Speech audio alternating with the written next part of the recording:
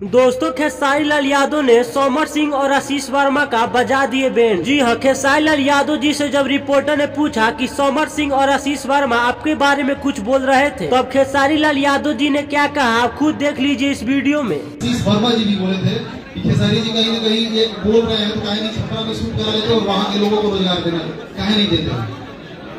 अच्छा, इन लोग कौन है? भैया समर सिंह और आशीष वर्मा।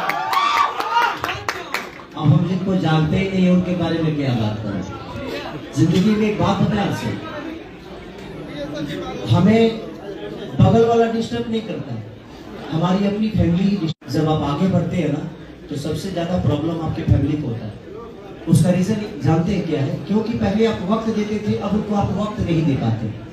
तो काम तो एक ही हो सकता है, या तो आप अपने फैमिली को वक्त दे दो, या तो आप दो पैसे कमाकर अपने फैमिली को चला लो। तो दोस्तों, आपको ये वीडियो कैसा लगा नीचे कमेंट करके जरूर बताइएगा। और अगर आप भी खेसारी लाल यादव जी का फैन है तो चैनल को सब्सक्राइब करके बेल आइकन को दबा लीजिएगा, क्योंकि इस चैनल पर खेसारी जी से रिलेटेड खबर सबसे पहले आते हैं। तो आज के लिए बस इतना ही, मिलते हैं अगले वीडियो में, तब तक के लिए जय हिंद, जय भारत।